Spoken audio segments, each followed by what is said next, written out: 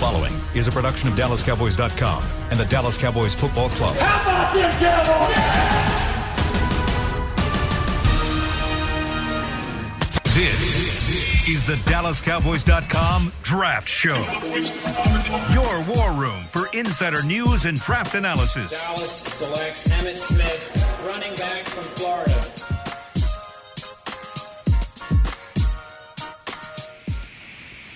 It's another Thursday edition of the DallasCowboys.com Draft Show presented by Miller Lite. We are closing in 2 weeks, 14 days. The countdown sits just over a couple of weeks away from the 2020 NFL Draft, and we're bringing you all the coverage that you need and trying to sift through exactly what this offseason looks like for the Dallas Cowboys whenever it comes to the virtuality of the NFL Draft. I've got Dave Hellman, Kevin Turner back again. Jeff Kavanaugh is back with us as well, so love having Jeff back. Missed you last week. Of course, Bucky Brooks filling in and doing a great job, but Jeff, is Captain Trade Down still tooting his horn quite a bit? Captain Trade Down lives. Captain Trade Down rides. Captain Trade Down isn't going anywhere. Not going anywhere. KT, are you on that same train, or are we Team 40 Burger still, or what are we trying to figure out down here? Tell me who's on the board, and then I'll let you know how I feel about it. I really don't know. There's so many things. In the middle of the first round, there's so many things that can happen, good or bad, waiting on guys to fall to you. I'm as more flexible than I've ever been, and that's because I've been doing a lot of at-home yoga because I haven't been able to go to the gym. Nice. Do you have a mat in like a foam roller, or are you just kind of just doing it wherever? Oh yeah, I got a mat, got the foam roller, got some dumbbells. Things are going good, man. Getting real toned. I feel like Hellman could do some yoga and meditate a little bit. I try. I might be the least flexible person in the entire world, so like yoga for me is just like trying to touch my toes. But you got to do what you got to do in these trying times. And I saw you were tweeting about Grant Delpit a little bit ago. You had like kind of a mock pro day yesterday. Is that kind of putting you up on Grant Delpit at the safety position yet? Your LSU Tiger? I expected him to kill his pro day. He didn't get to have a real one, but it's clear that the guy's a freak athlete. It doesn't change my opinion. Maybe it opens some people's eyes, but yeah, he's a freak. I knew that would happen. 17. Not so much, just because of the position probably, but if Captain Trade Down over there wants to trade back to like 24 or 25 and grab him, I'm down with that. That's fine with me. Kavanaugh, are you a fan of Delpit? Yeah, I like Delpit. I know the whole world hates him now and says that he can't tackle, and yeah, he's got tackling issues, but Grant Delpit's going to be a really good NFL player. I feel like we were kind of on that train early. We were, and I think it's still something that needs to be considered, but it's the same line of logic that I've had since the Combine, which is I just don't see the Cowboys front office valuing the position enough to take him at 17. I guess it's possible, but I'd be kind of surprised. But I don't think you should forget the name. And yeah, I agree with Jeff. I think the narrative is so far out of control on Delpit. He's a good player, and he does have some tackling issues, but people act like the guy sucks. That's just not true. I'd also say that the signing of Clinton Dix makes safety a less pressing need than maybe it was when we started talking about him. I'm not saying ignore the position like they've done for years. I'm just saying it's not like something like, oh my God, look at well, now that you signed Clinton Dix, him and Xavier Woods, and then whatever else you're running back there, you need a safety, but you don't need it like you need something else. So it's very hard for me to justify taking Delpit if I don't have him graded higher than someone else that I might need at 17. That being said, he's still my highest ranked safety. I'm not as high on Xavier McKinney as I think the rest of the world is. But again, a safety in the top 20 in this draft seems a little rich overall in my estimation. What I would ask is, what do they need? Because it's like, you don't need a safety because of Clinton Dix. Okay, well then I don't need a one technique because of Dom Terry Poe, and I don't need a three technique because of Gerald McCoy, and maybe I don't need a right defensive end because Randy Gregory will get reinstated, and Alden Smith and Tyrone Crawford. And I think they've done a good job of filling out the roster to where they could go play. The problem is they haven't done a good enough job the last few years of drafting and developing good players, so they need everything. It's just not they need it tomorrow. So I think that's why you just stick with who's the best player available, and when that best player available at 17 turns out that all three receivers are gone, and Javon Kinlaw's gone, and C.J. Henderson's gone, that's when Captain Trade Down hops in the saddle, and we get to riding, baby! That's when we ride! And I feel like we kind of talked about this a little bit last week, and I would have loved to hear Kavanaugh's Captain Trade Down moment a week ago as well, but with all of the moves that the Cowboys have made this offseason, it's made it extremely easy for them to look at potentially the best player available, whether it's 17 or potential trade down scenarios, kind of what we've been talking about over the course of the draft show this season. So I feel like they're kind of lining themselves up with a little bit of a safety net with those offseason additions. That way, whenever it comes to draft time, you can add top-notch talent for cheap prices and try and move on from there. But talking about the draft specifically, virtual draft coming up, and we kind of expected this to happen. Now the news kind of rained down a little bit heavier before or after last week's show that the draft will be all virtual. It will be conducted from the different homes. But now, as we've kind of gotten through a couple of days of hearing about this virtual draft, we've now heard about some of the concerns surrounding the network ability and the setting up and the IT professionals being in homes. What are some of the issues that you guys either see as legitimate concerns moving forward with the virtual draft, or even just kind of something that you might think could potentially arise? I think that the thing I look most forward to is seeing which team has a complete meltdown, like the grid goes down, somebody loses their Wi-Fi and they lose connection, and we have to wait 45 minutes for the Minnesota Vikings to make a pick, something like that. So that's going to be awesome. And I also wonder, because I saw that EA is going to make all of the virtual players, so they're going to walk across and like hug the commissioner and stuff. Do you ask the players how they want their hug to look? Because maybe they don't like Goodell. Maybe they want to do a fist bump. And so with that being all virtual, I also know that when we get to the 6th and 7th rounds, they're going to pick players, somebody is, that they're not ready for. And so we're going to have a generic guy walk across stage, which is going to be real weird. Yes. Oh, they're not going to do animations for all 250 players, right? I mean... just the first round, you think? Well, I mean, they don't, 6th round picks don't get to walk across the stage. They just get a call while they're at home watching TV. So, deal with it. That's true.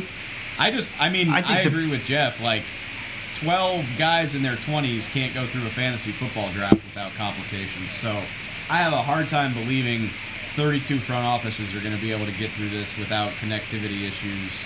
Not to mention, like, NFL front offices it's like boomer central. Like, you're talking about a bunch of guys in their 40s, 50s, and 60s who like don't know that much about technology. I think this thing's going to be a mess. I think it's going to be straight chaos too. Like Jeff was talking about Captain Trade Down. Had a stroke live on air.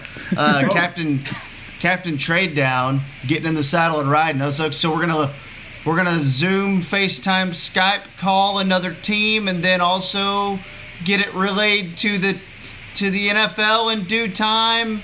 Like that's all gonna be smooth. Trade negotiations and trades are gonna be smooth. I don't think so. I also think where this is really gonna cause full-on chaos is going to be after the draft for the undrafted free agency process. Yeah. Connecting with all these agents and players who are emotional because they didn't get drafted is going to be really wild. And you're also trying to get a deal done quickly. I like this guy. We should have drafted him in the 7th, but I liked him and we didn't. So call him. Well, he's got 4 offers, but he's on the phone and he's only got 1 stream. Oh, God. Oh, no. See, I think that's going to be like super chaotic. I'm going to be honest. Like, as fans, I think we all need the draft. I just don't understand why we couldn't push this back another month and see. And yeah, if you have to do it this way in May, that's how it is. But this makes more sense for everyone besides the fans and the commissioner and the owners to do this a month from now, or try to do this a month from now. Roger don't got time. No, KT. Roger don't have time for you. Roger says, hey, that's my spotlight. The dates are locked in. I'm doing NFL stuff. The owners, the GMs don't even want this. Roger That's said, BS. no, we're doing it. And that's the thing. That's BS, Roger. Everyone has time. Everyone has more time than they've ever had in the entire world. You have time to wait and see if you can do this in a way that's a little more, I guess I would say correct, a little more traditional than what we're trying here. I do for the sake of the fans, I admire that this is happening because, I mean, I think we're all in the same boat here. I think we're all excited about the draft happening, but you're opening up yourself to be exposed to some issues if by doing this so quickly and kind of being, in my opinion, a little bit arrogant about maybe not moving it back a few weeks.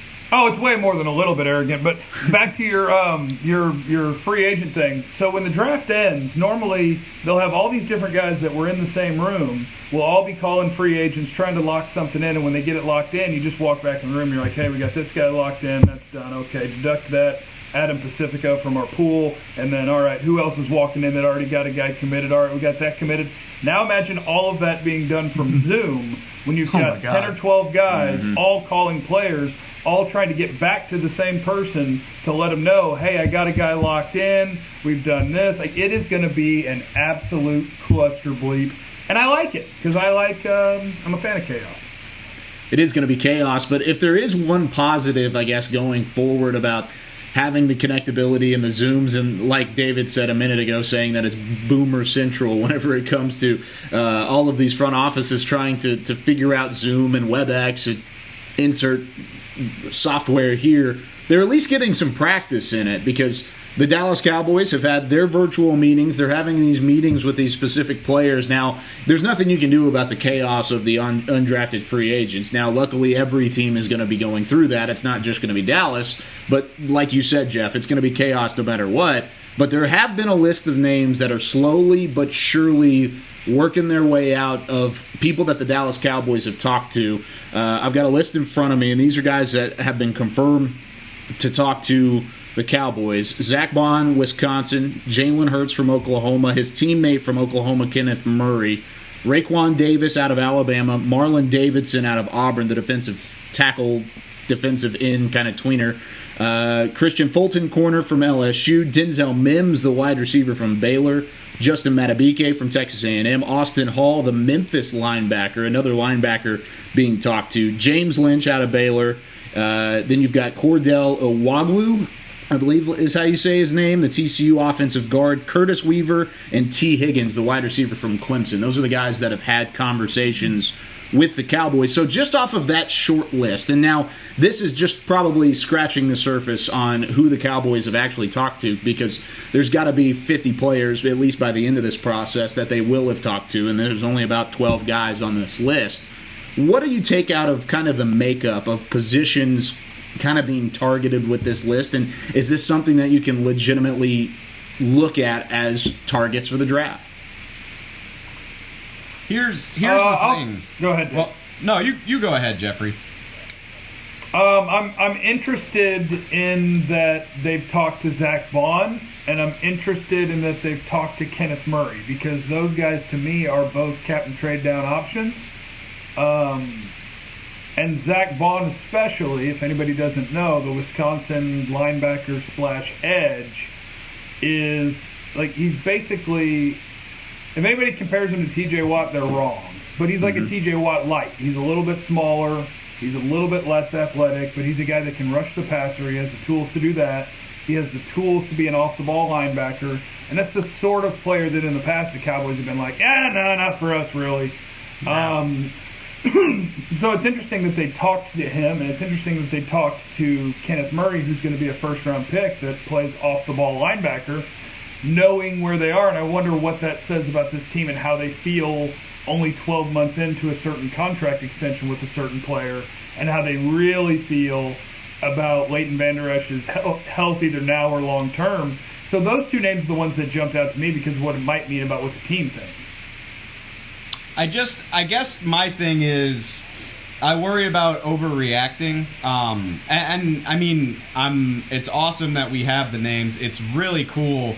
Me and Kyle, who work for DallasCowboys.com, it's really cool that the front office is letting us have access to these phone calls. Not only letting us see who they want to talk to, but what these interviews are actually like. It's really cool content.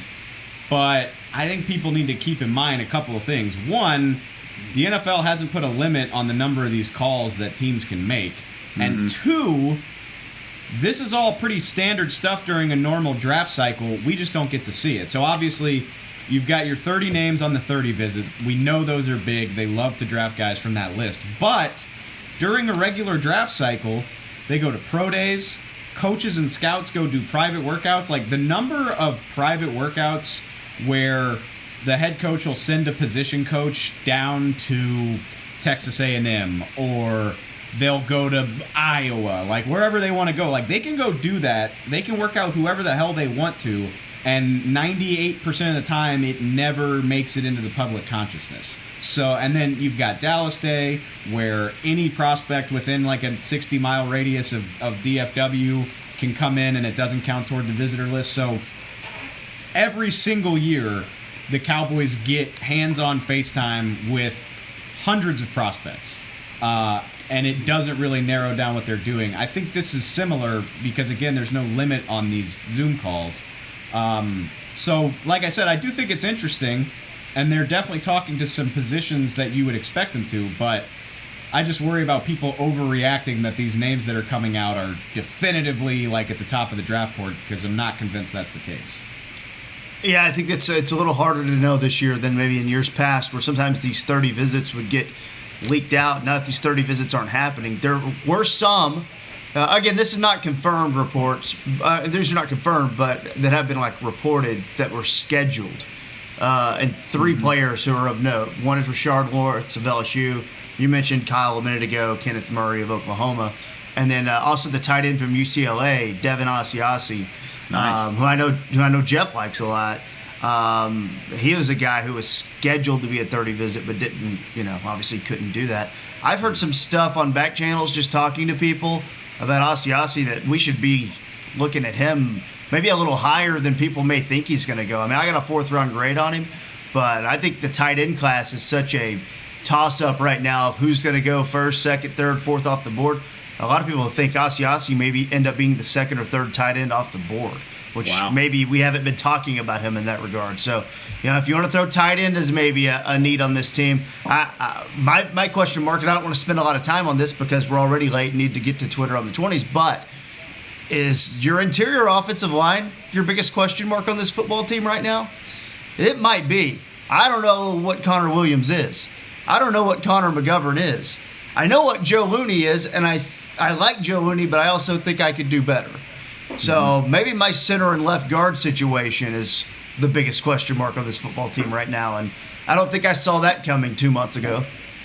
Well, I think other than corner, you could probably put it up there. And you're going to hear kind of the conversation of there's 3 replacements there. All 3 of the guys you just named between Williams, McGovern, and then also Joe Looney. But like you said, you could probably do better in each one of those spots depending on what McGovern and what Connor Williams end up being. But also, go for it, KT. Well, I'm sorry, Kyle, to cut you off. I know what I have at cornerback. I know I can do better there. I know what I have at cornerback. I got no clue what I have at center and left guard. I don't know what you have at cornerback, at least for 2020. Maybe not for 2021. That's kind of the biggest question mark there is who are you going to put out there moving past this next season, because none of that is set in stone by any means other than Anthony Brown. But kind of where I was going with that is kind of going back to what Dave said as well, is you can't necessarily put all your chips in on each one of these visits or these telecasts or telecalls that you're talking to these players on. You can't put your chips in on it just because if they're getting released to the public, you kind of got to take it with a grain of salt, because you could be sending a message to the fact that maybe you're not as interested. Maybe you don't want to play things close to the chest. So let's go ahead and release these. Let's go ahead and put these out on the internet to have some content and to be able to talk through and show that, hey, we talked to this guy. It doesn't necessarily mean we're going to pick them. Now, you could, like we said, we don't know what's going on in the heads of these scouting departments and these front offices, but there's always that chance that they're putting this out there. For instance, Jalen Hurts from Oklahoma. You're not necessarily really searching for a quarterback that high. You could, but you also could turn around and say, hey, we're not actually interested. Let's go ahead and release this and show we talked to Jalen Hurts overall. So plenty of conversations that have been had and that will be had over the future between the Cowboys and these draft prospects. Like KT just said, we've got to get to Twitter on the 20. Before we do that, I want to give you one quick reminder. Go online and pick up your copy, your digital copy of the 2020 Dallas Cowboys Star Magazine Draft Guide. You can go online. It's just $4.95. DallasCowboys.com/star. 320 players listed, writing from some of your favorites at DallasCowboys.com, and plenty to get you ready for the Cowboys draft and really the NFL draft in general whenever that comes up on April 23rd. But we're going to step aside when we come back. Twitter on the 20 here on the DallasCowboys.com Draft Show. I'm Jay Novacek, former tight end for the Dallas Cowboys. Back in the day, I was the guy who always got the tough yards, and that's why I run with John Deere today. In fact, I have a John Deere 3025E tractor that can handle any yard work I need to do, even the tough yards way out back. So if you have 1 acre or 1,000, John Deere has the equipment that's just right for you. Visit a John Deere dealer today and run with us. We are the official tractor provider of your Dallas Cowboys. Essilor is a proud sponsor of the Dallas Cowboys, helping fans see more and do more with our best vision solutions. Our lens technologies reveal a world more beautiful than you can imagine. For a limited time, get the Essilor Next Gen offer. When you buy the latest generation of Transitions lenses with select Essilor lenses, you can choose a second pair of clear lenses for free with qualifying frame purchases. Restrictions apply. Find a participating eye care professional by visiting EssilorUSA.com. Essilor. See more, do more. Want to use what the pros use? How about the official men's skincare brand of the Dallas Cowboys, Jack Black? Right now you can get the Jack Black Starter, a curated collection of Cowboys locker room favorites for just $10 with free shipping. The starter includes 4 Jack Black skincare favorites plus a full-sized intense therapy lip balm. Go to getjackblack.com/cowboys and use the code word TEAMJB. That's getjackblack.com/cowboys. The Jack Black Starter, $10, free shipping. Your new apartment's big. Such a great deal. It's okay. Just okay? What's not to... Right above the subway! Well, I bet you don't even notice it after the... That's my neighbor, Angus! A deal that's just okay is not okay. Get a great deal with America's Best Network. Come into an AT&T store to find out how to get one of our popular smartphones for $0 down, based on GWS One score September 2019. This is the DallasCowboys.com Draft Show.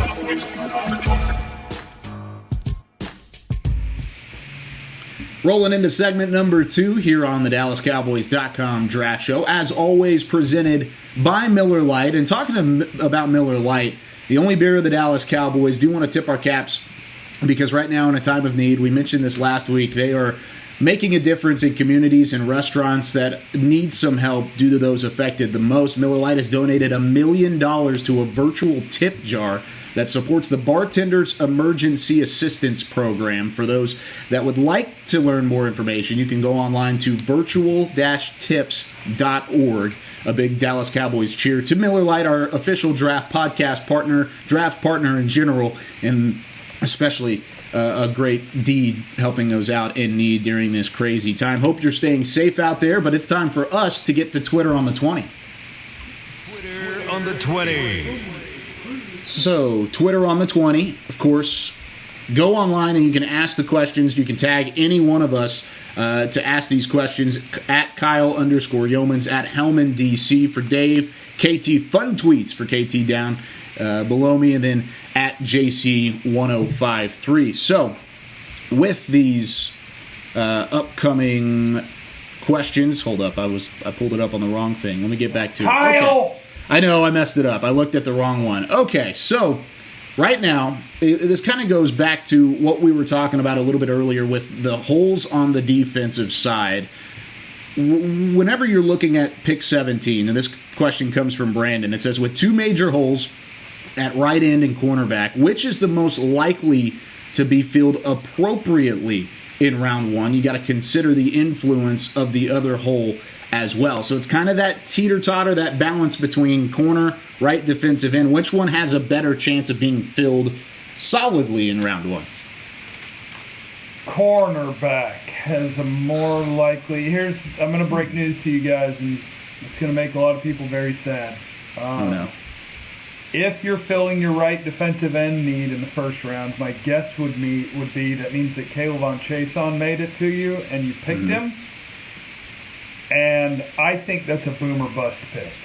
Not that it can't boom, but I think that's a boom or bust pick. I don't think we have necessarily a big track record of production to look at with him. Like, we're basically looking at his high-end plays and his athleticism and projecting him to be an impact NFL player, because this defensive end class is really lacking at the top end after Chase Young.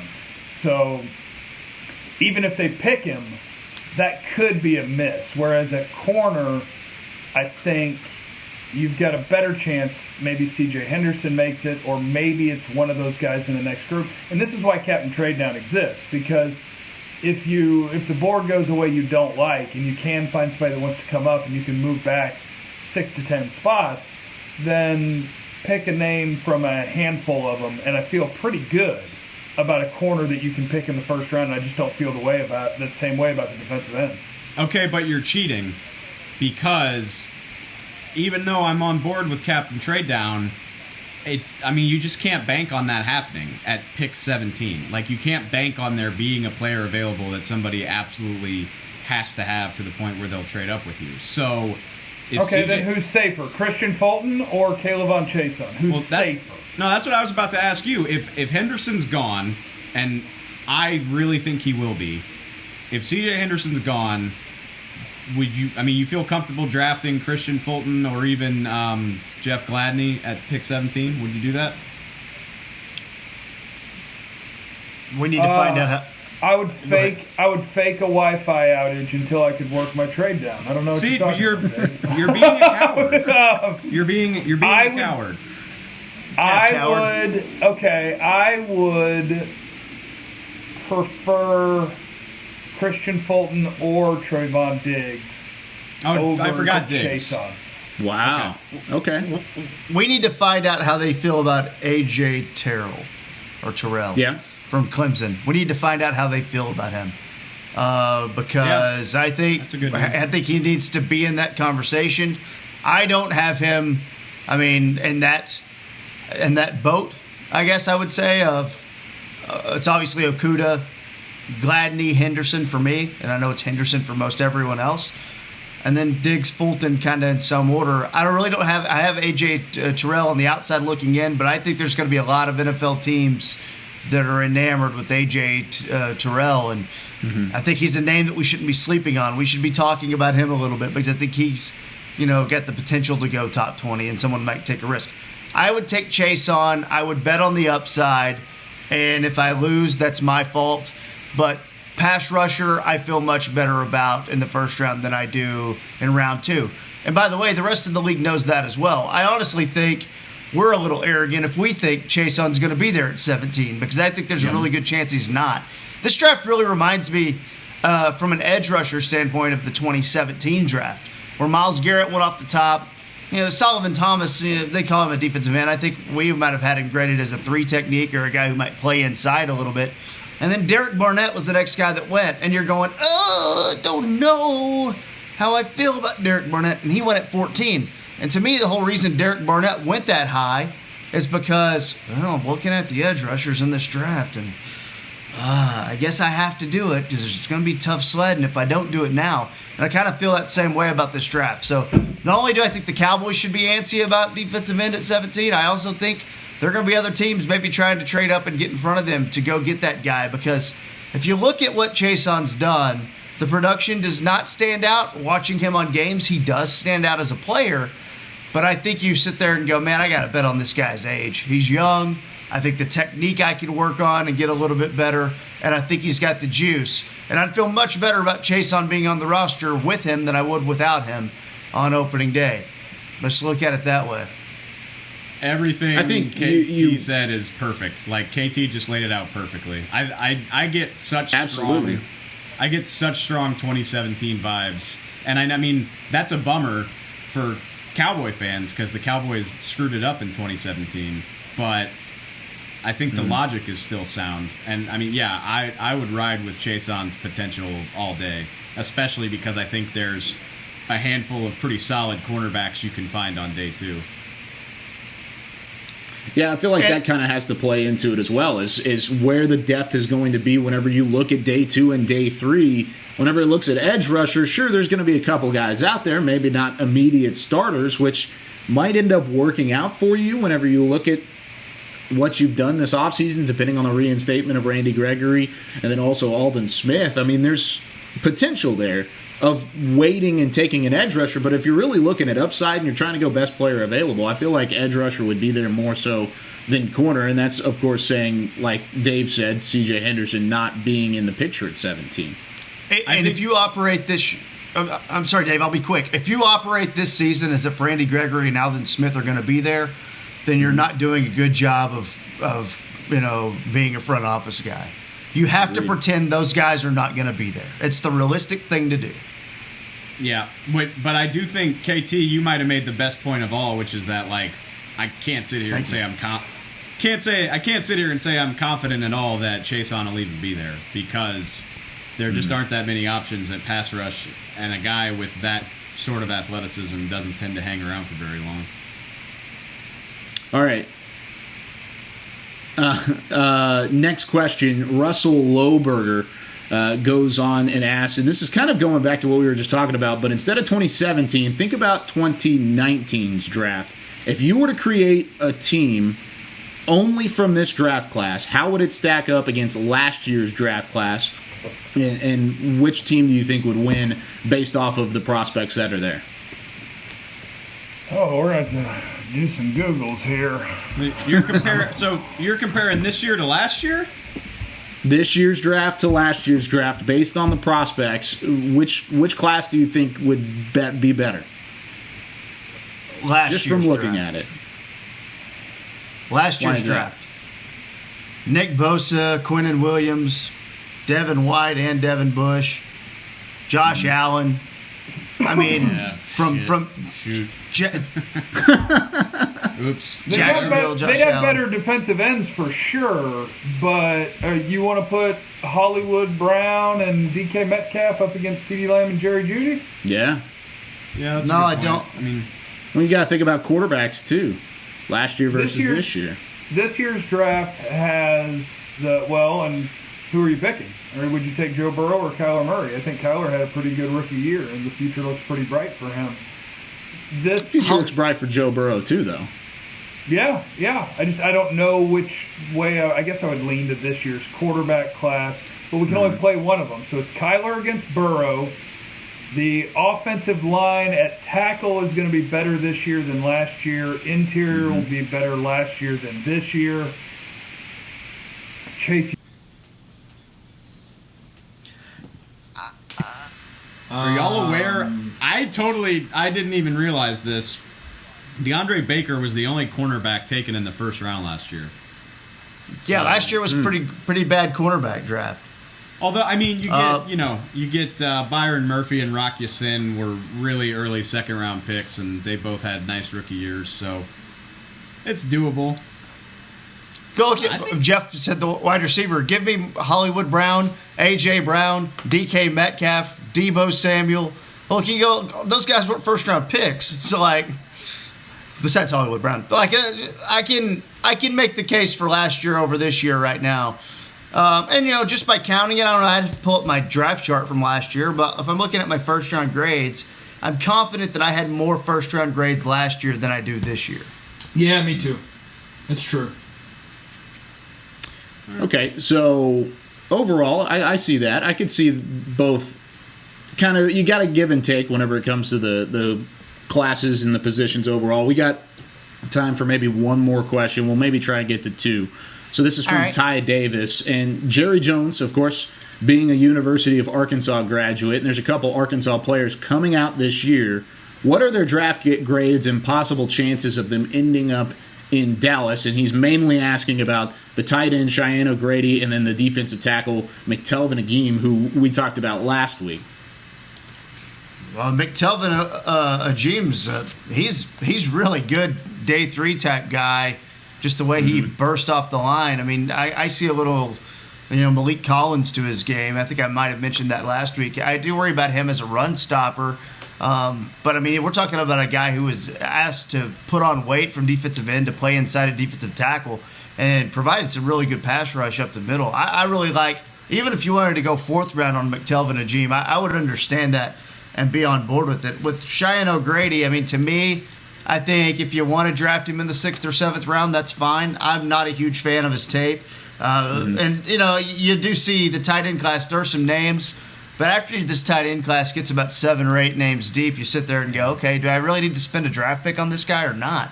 Especially with me, I'll be quick, me being a guy too, I'm okay with doing away with the tight end position and just spreading them out. So wow, yes. That's where I'm at. 10 personnel, baby. I don't see it. I don't see it with O'Grady. I do like Agim, though. I mean, he was a late addition to the Senior Bowl and had a great week down there. I like him, not so much the tight end.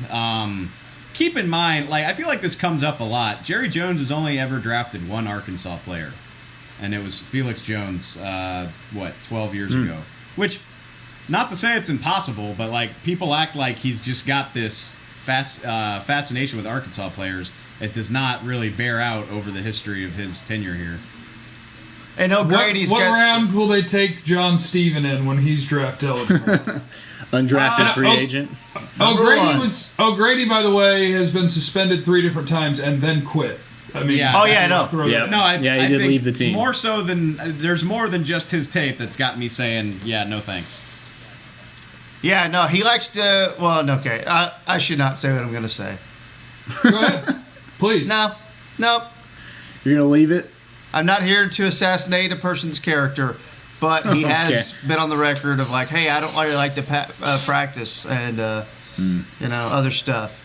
He's known to be a bit immature. I feel like that's a fair thing to say, though. I don't know him, though. It's public opinion. He may have a great credit score. I don't know. We'll go through one more quick question. Let's try and get through this in the next couple of seconds. So pick your favorite out of these first 2 round combinations. CJ Henderson or KJ Hamler. That's option 1. Option 2 is Kayvon Chason and Damon Arnett. And then you've got Jerry Jeudy or Curtis Weaver as your 3rd option. Which one are you taking and why? I think I'm going to go Jeudy and Weaver, and it's just because of Jeudy. Because for me, he'll be a top 10 player in this class. Weaver is my least favorite of those 2nd round picks, but I think I'm going to lean into the 1st round pick there. Although, boy, Chason and Arnett I would like as well. Who is Henderson with? Henderson's with KJ Hamler. Your Penn State burner. He can't catch anything, but boy, he can get open. Man, I would take any one of those 3. I'm going to take Jeudy and Weaver just because of Jerry Jeudy. Okay. I agree, and I don't hate Curtis Weaver. He just scares me from the athletic profile standpoint. But I actually think he's kind of a safe pick, to be honest. I know he didn't go up against the greatest competition at Boise State. He had a surprising 3-cone time. 7. I'm not as down on Curtis Weaver as the rest of the world, and I honestly at 51, once the board's dried up, especially at defensive end, I don't have a problem with Curtis Weaver at 51. You have to tell me who's on the board at that time. Let's go Jerry Jeudy. He and Mari Cooper can both play in the slot, both play outside, kind of mix it up a little bit. That Alabama connection going. Let's go with Jeudy and Weaver. I'm with you, Jeff. Let's do that. What do you think, Dave? Cowboys are not on our side. I guarantee it. I agree. I think y'all are absolutely nuts, and I say that as somebody who wants the Cowboys to draft a receiver. How do you not take number 2? And I get it. I went to LSU. Everybody thinks I'm biased, but you're talking about one of the highest upside prospects in Kayvon Chason. He could bust. Like, I completely agree with that. But he also, I think, he's one of 2 players that really has potential to like blossom into a routine double-digit sack guy, along with Chase Young, obviously, who they don't have a shot at. He doesn't have to start right away because you do have Aldon Smith and hopefully Randy Gregory, but he's got massive potential. And then Damon Arnett is sneaky. I know there's questions outside the field to answer with him, but like if all of that checks out, he's so sneaky good. Like, I would feel fantastic drafting him 51, and you address like arguably the 2 biggest needs on the team, and you can still go get your receiver in the 3rd or 4th round. I think that would be a best case scenario, honestly. The reason I don't appreciate what you're doing, being very disrespectful to KT and I, and calling our character into question. The reason that I don't appreciate it is, for me, it's as simple as, for me, Jerry Jeudy's a top 10 player, and Caleb on Chaison's somewhere around number 20 for me in this draft. So the difference in that is enough for me to say, and I like Damon Arnett too. I got Damon Arnett as a 2nd-round corner. I got Weaver as a 3rd-round defensive end, but I'll forego the better 2nd-round pick for, to me, the clearly, Dave, better 1st-round pick. I agree. Well, I think whenever you look at the first option... Sorry. Go for it. No, you go for it. No. Go ahead. No, you've already assassinated our character one time. Why don't you double down? When you consider it, to go back to the 2017 conversation, like, were there better players than Taco available? Yeah, but you address the need at the thinnest position, knowing that you can address your need at wide receiver with a deeper position. Like, we expect there to be, like, starter caliber slot receivers available. And you want to do that again? It worked last time. They just picked the wrong guy. They could have had TJ Watt. You want to do it again? If they had picked TJ Watt, we'd be talking about what geniuses they are. Like, the strategy was sound. The strategy This team still needs a wide receiver. I understand it, but they still need a wide receiver. If they take a wide receiver... Dave, you're on the burger team and you're going back on you're on Team 40 burger and you're taking it away. You mean to tell me that I can address the pass rush and the secondary, and then on day 2 or 3 I can still find Lynn Bowden? That's fine. That's so easy for me. I'll do that every time. You're drafting Lynn Bowden. Dave. And I like the first. I'm kind of with you a little bit there whenever you're talking about team needs and better players. The first option between C.J. Henderson and then also K.J. Hamler, I think that would be perfect if Hamler could catch a football, but he's basically a glorified runner.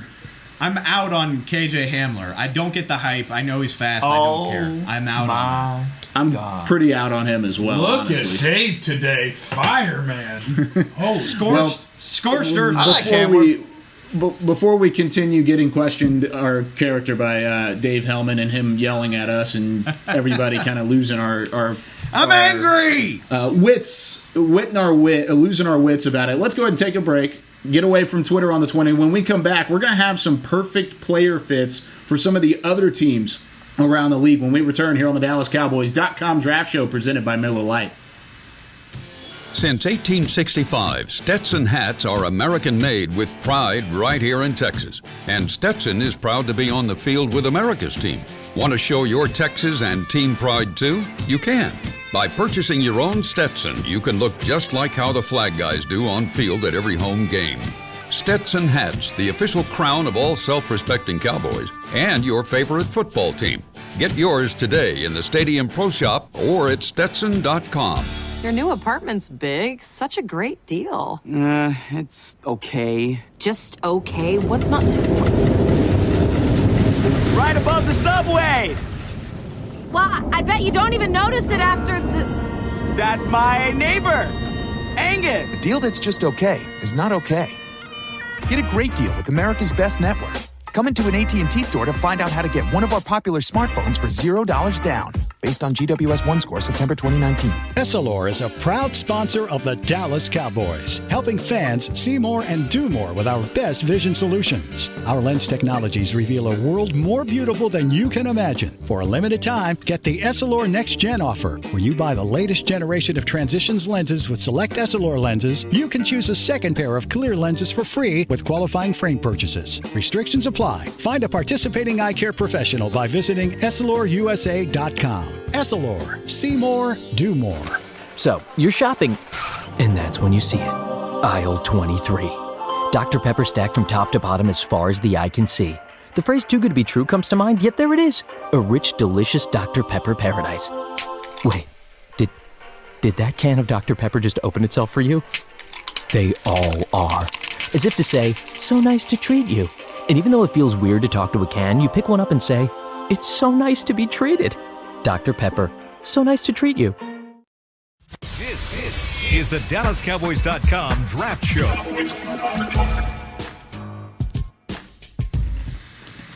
Final segment of the DallasCowboys.com Draft Show presented by Miller Lite. We're just 14 days away from the 2020 NFL Draft, and they're doing it all virtual. Well, we also know we've got some birthdays coming up. Jeff Cavanaugh's birthday is coming up next month as well. And, of course, if this kind of crazy time continues, we're going to have to keep celebrating virtually as well. You can go online to Main Event Virtual Birthdays, also celebrating the Cowboys' 60th birthdays this year. But you all have celebrations to be had and these birthdays to be had. They have this new platform called Birthday with Me. It's to celebrate on Instagram each day at 2 p.m. They've got cakes, candles, happy birthday, everything that you need for a virtual party. So you can go online, go to Follow Main Event on Instagram, and tune into their live story at 2 o'clock Central Time each day to celebrate with others. So we'll have to have a party for Jeff Cavanaugh coming up in the next month. But check out Main Event's virtual birthdays. So kind of teased this a little bit in the last segment, and we've got some perfect player fits. We've talked about the Cowboys ad nauseum really since the beginning of the show, or beginning of the season, really, about who could fit in the Cowboys draft class. But we've got some fits for specific players on other teams as well. KT, I know you've got a couple of guys that you've had written out as well, and you're chomping at the bit to get after it. Yeah, let's just start with, the idea is just kind of getting creative, using our imagination here, and find some guys who, that makes a lot of sense. And I couldn't help but be enamored. When we've talked about slot wide receiver, it feels like we've talked about James Prochet, Devin Vernay from Texas, Prochet from SMU, and, of course, KJ Hill from Ohio State. So I'm going to lump those three guys into one here. Wouldn't those guys be great in Tampa Bay? Because if you look at the depth chart of the wide receiver situation for Tampa Bay, after Mike Evans and after Chris Godwin, man, that underneath guy for Tom Brady, that safety blanket makes so much sense to me. What do you guys think? I like it. He's also already got his tight ends, and Tom Brady loves him some tight ends. So it'll be really interesting. As a guy who has said that Tom Brady is totally washed, and that Bill Belichick is the secret to the dynasty, not Brady, they're giving Tom everything in the world to prove that I'm an idiot, which would not be the first time. But yeah, if you tossed one of those guys there in the slot on top of Cameron Brate, O.J. Howard, and Godwin and Evans, that's scary good. I will say could this, really be the final nail in the coffin for Tom if he fails. Yeah. I completely agree with that, but if I could draft one player for Tampa, I would probably use that first-round pick on Mekhi Becton if he's there. Like, that's the only thing that's going to screw that up for Brady is if he can't be protected. And Tampa's line is not impressive to me. That is 100% what I would be trying to do with their first-round pick if I were them. Well, to be fair, KT's three names that he threw out there, none of those guys are really first-round talents. I know. Who was it? KJ Hill? No, if you could fourth get... round. No, absolutely. Dave's just trying to go after people. I'm just saying. Well, here, how about this? In the first round and Prochet in the fourth or fifth, hell yeah, let's go. Yeah. Well, I like that a lot because sense. At 14, you're going to go offensive tackle, whether it's Becton or Wirfs or whoever's there. Andrew Thomas, it doesn't matter. There's a slew of tackles that you could have in the first 15 picks, and with Tampa Bay being at 14, you could go offensive tackle. This is a name. It's funny that you started off with this one, KT, because I had a name for Tampa Bay too. How about Jonathan Taylor in the second round at 45? If he's there at 45, the Wisconsin running back, pairing him not only with a new offensive tackle, with the weapons they already have in the wide receiving core, and then you add a slot guy with Tom Brady, all of a sudden your team 45 burger, and you're moving things down to Tampa Bay and you're cooking with gas. Yeah, I think some of those running backs for sure make sense for Tampa Bay. I don't know how much they're going to rely on Ronald Jones again from USC. I know that's Jeff's guy. Don't think so. That's a draft whiff. Like, I feel bad about. I thought Ronald Jones was great. I'm bummed it's not working out in Tampa. He went to a place that didn't have an offensive line, though. You know, that does matter. You know, where you drafted matters. I think I've got Clyde Edwards-Helaire from LSU to Kansas City. That would be fun. But to Tampa Bay, he would be fun as well. I think that makes a lot of sense. If he's on the board at 45, and I don't know that he will be, but if he is on the board at 45, that's another magical fit. That's kind of what this segment's all about, finding magical fits. I want to throw this one out there for you guys. Jeff, I'll rope you into the mix here. How about Michael Pittman to Baltimore? They got Marquise Brown. Then after that, it's Miles Boykin, Willie Snead, Michael Pittman, a little bigger body guy, reliable guy for Lamar Jackson, along with Hollywood Brown. What do you think about that fit?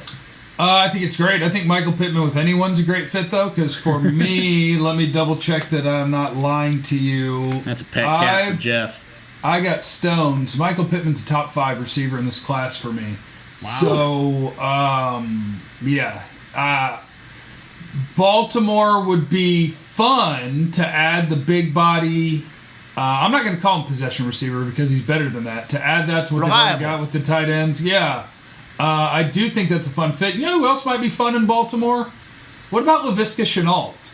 Yeah, I think he would be extremely fun in Baltimore. Yes. Where you're just doing bits, right? You got your deep threat, you got tight ends, your quarterback's running, you're handing it off to this guy, and then, oh, look, maybe the best guy with the ball in his hands in the entire class is now my jet sweep and screen, and that would be a really fun fit to me. How about this one right here in the 20s? Jeff Gladney of TCU to Minnesota. They're relying on Mike Hughes a lot, Holton Hill. We know Mike Zimmer loves his defensive backs. Jeff Gladney to Minnesota with one of their picks in the 20s. They pick at 22 and 25. And I feel like they're probably going to think wide receiver, maybe edge is in their mix, but they needed some cover guys too. I think Gladney, that's a pretty good spot for him. I mean, he's my cornerback too. I know it's not that way for everyone else, but I think that makes a lot of sense in the 20s. I don't think Trevon Diggs is a good fit there, given that Stephon asked his way out of town. That just seems like one of those picks that would be weird. Absolutely written in stone. Like, the Vikings have basically thrown off all of their old quarterbacks, and Zimmer loves drafting cornerbacks anyway. Like, he's done it in most of his drafts in Minnesota. The fact that they have 2 first-round picks, like, I have to believe one of them is going to be a cornerback of some sort. I don't love the player that I'm about to talk about, but the Packers at 30 need inside linebacker help, amidst a million other things. But I don't see Patrick Queen or Kenneth Murray being there at 30. So with Blake Martinez from Stanford leaving to go to the Giants, I've got Evan Weaver of California, a day 3 type guy. Maybe he ends up having to go around 3 or 4. Evan Weaver of California to the Packers for the inside linebacker as they don't get their choice of Murray or Queen.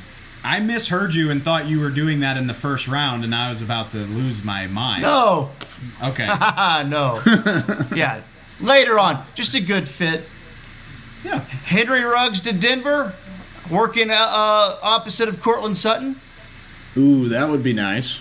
Give Drew Lock a little bit of a target to throw to. Great Drew Lock. Okay, so that's the thing that fails faster than anything else this year, right? Is Drew Lock? Yes. Why would you put that on him? He was great. All evidence points to greatness in the NFL so far. Gardner Minshew was great for 3 weeks too. They're banking on him, man. That's their guy. They're tanking. Baltimore. Hey, I know we already did Baltimore, but doesn't Baltimore also seem like the kind of place where somebody like, let's say, either in the first round, Zach Bond, or in the second round, Josh Uche out of Michigan, like that's where your kind of hybrid guy ends up getting 12 sacks a year is in Baltimore? Yes. Yeah. I feel like Baltimore just collects promising pass rushers and develops them like year in and year out. They don't always work out though. I mean, Tim Williams hasn't done much. Yeah. Well, and Zach Bond fell to 28 whenever we were doing our mock draft a couple weeks ago. So I think it's not out of the question that he would be there at 28, and they may stockpile a couple of kind of tweener linebacker edge rushers. I have two more. I'll be quick. One has Cowboy ramifications. C.J. Henderson to the Cardinals. If you look at it, that Patrick Peterson contract's about to come up. And it's probably time, or getting close to time to move on from him anyways. Top 10, if that's where Henderson's going to go, I think that's the spot. I think, Jacksonville might make sense there as well, but I think the Cardinals and C.J. Henderson could make a lot of sense, and maybe they attack offensive line later on in the draft. I mean, and it's my obvious. Other one, go ahead. Oh, yeah, no, do the last one. Sorry. Well, my other one is, we were talking about him in the top 20 and then horrible combine. The Giants are going to pick again in the second round, right? Pretty quickly. A.J. Epinesa from Iowa. I think that makes a lot of sense in New York. I think that makes a ton of sense because most likely, what are they going to go in the first round? They're going to go probably offensive line, maybe pick up a player that's not an edge rusher overall, and then you add a guy who had some high expectations going into the season and then kind of laid it on the floor whenever it comes to the NFL Combine and the measurables that he put up. But I like that, actually, KT, whenever you're talking about edge rusher and Epinesa for the Giants. That's an interesting... The Cardinals pick is interesting to me. I just actually... Yesterday, I finished something I'm working on for the site. I redrafted the 2011 NFL Draft just to see. I mean, it was such a stacked draft, and just to kind of see how you would reevaluate it. And Patrick Peterson is a perfect corollary. Like, he's been a great player, arguably like Hall of Fame level, but it's hard to lift a team from the cornerback position when you don't have that much help. I actually, in a redraft, I had Tyron Smith going top 5 to the Cardinals to help their cornerback. What a jerk. Position. I'm just saying, it makes a lot of sense. Why wouldn't you rig it for the Cowboys? Because that's not the point of the exercise, Jeffrey. But yeah, Jeff. It just makes so much sense to help Kyler Murray with an offensive tackle not that C.J. Henderson isn't a hell of a player, but like Kyler Murray is what's going to make that team good. And so I'm trying to give him as much help as possible if it's me. 40 burgers. Take another receiver. Nuke. I've got a receiver for a perfect fit. How about this? You talked about the pick 30 for the Packers. How about throwing Jalen Reagor in there and letting Aaron Rodgers throw to Jalen Reagor out of the slot and have a burner who can actually catch the football as opposed to KJ Hamler? And then another one that I had was Josh Jones, the offensive tackle out of Houston, going to Los Angeles at 36 early in the second round. You talk about a team that's most likely going to snag their franchise quarterback in the first round, then you're going to have to protect him, and why not do it with one of the biggest value picks that you could potentially have whenever it comes to the second round? Absolutely. I think there's going to be some good offensive tackles in the mix. And while we're on that page, Kyle, I'll throw this out there. I actually talked about this one with our buddy Dane last week. Yeah. The Browns and Ezra Cleveland. So you would have a Cleveland and Cleveland situation. Oh, yeah. Got to do that. Yeah. Pretty good fit that you kind of have to do. They really don't have a choice. Like that. Yeah, that jersey will sell. Yeah. Yeah. Well, isn't there a DJ Dallas that we could potentially pick up from Miami that could He's be there? He's a good player, too. He is a good player. Little player. There's DJ a couple Dallas of is options fun. there. He's tough to tackle. Let's go sell some jerseys. Let's put those together. How about that? We're already doing that. We gave a linebacker a contract. Wow. That was a low blow. But that's going to do it here for the DallasCowboys.com draft show. One note to end on. Do want to thank you for joining us from your respective quarantine spots. Be sure to stay safe out there. Thank all of those around you whenever it comes to service workers, nurses, doctors. Thank you all for continuing to fight this battle, and we'll do our part by staying home and staying quarantined. But that's going to do it here for this week. Be sure to join us again next Thursday, 11 o'clock. We've got some fun things coming up over the next couple of weeks as we're 14 days from the NFL Draft. For Jeff Kavanaugh, for Kevin Turner, for Dave Hellman, I'm Kyle Yeoman saying so long. We'll see you next week here on DallasCowboys.com. This has been a production of DallasCowboys.com and the Dallas Cowboys Football Club. How about this?